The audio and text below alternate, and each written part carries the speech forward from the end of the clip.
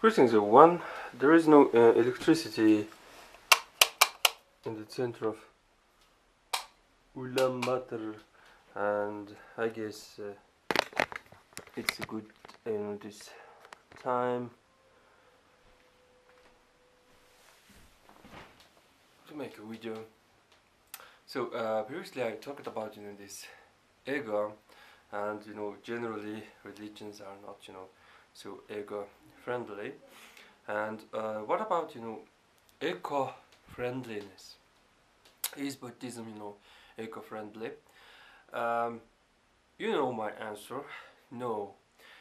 You probably heard that Buddhism was most eco friendly from a from a Buddhist Westerner, especially female Buddhist Westerners. They will claim on internet that Buddhism is the most eco-friendly religion, but it is like 50-50. It's same time no, same time yes. It depends on the people, and also it depends on the teachings. If you don't have these teachings, like you must not kill, you must not you must not harm this living, etc., etc., you will harm, you will do this stuff, because there was no teachings from the very beginning of your this life, etc., etc., etc., etc., something like that. I'm not using something like that.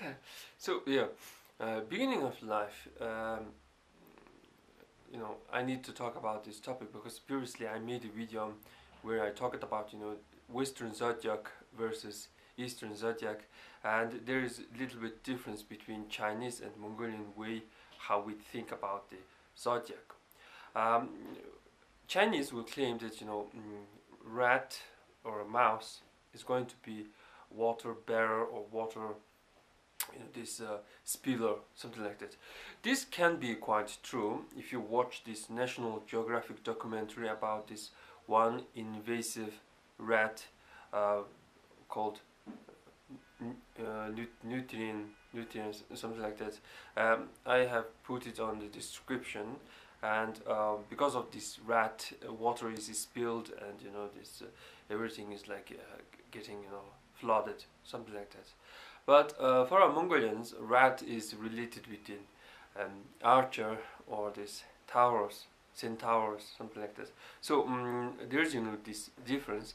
I mean, Chinese have this pottery religion where they create a pot, and inside this pot they put everything they desire: seeds, small amount of fabric, money, metal, etc., etc., and they put it on their god, and they seem to bow to this pot, and we say this, they have this pottery religion, something like that. So their ancestor, or this ancestor, is going to be someone who is holding a pot. For our Mongolians, our ancestor is going to be someone who is holding a bow and arrow, and one can say that not only we have this horse religion, but we also have this bow and arrow religion, where you have this imagine that this is one arrow, another arrow, and these arrows, and you cannot break these arrows, and this is going to be this something Mongolian.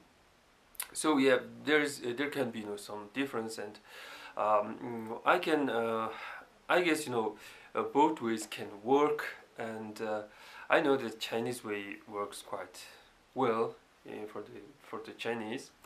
And let's go back to our eco friendliness. Who concerns about eco? It's the people who have this sense of future, and in Buddhism, thinking about the future, and planning, and having a fear about the future is going to be stupidity. So they don't care about ecosystem in the future, something like that. And also, who care about eco? People who have children, people who want to preserve this a natural world to their children, concerned about eco. So you can be a Buddhist, same time have children, but current, this yellow sect Buddhism is, originally like, try to say that holy man is the one who has no children, the one who has spent all his life for these teachings of Buddhism. So this person, since this person don't have a child, will not concern about this natural world. He will mainly concern about this human relationship and how to say um,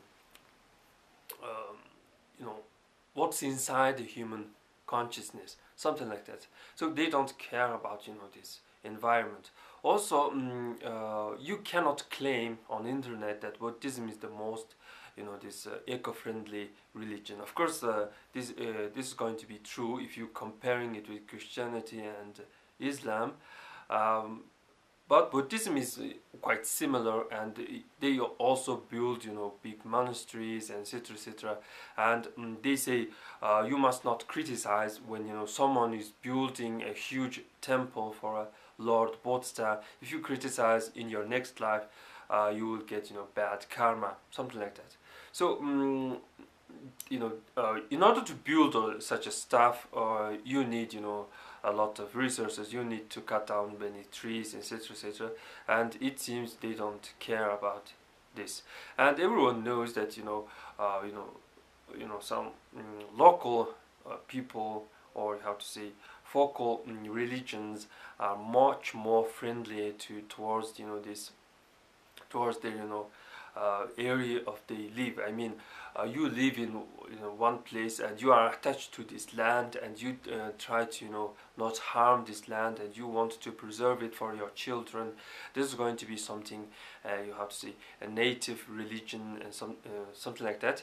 And this is going to be much more friendly, eco-friendly than this some kind of this organized religion. So it depends on the people.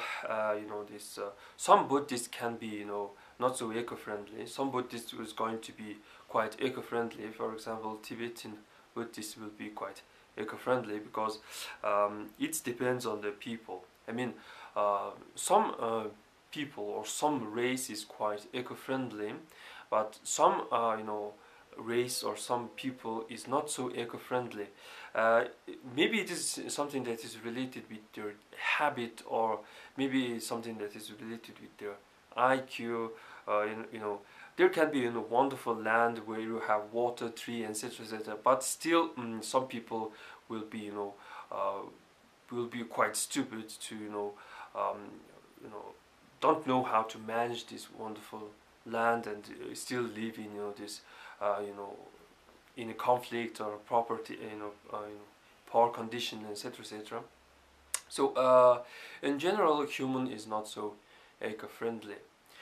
Well, that's pretty much for today, and I hope that this electricity will come soon, and I will continue my work.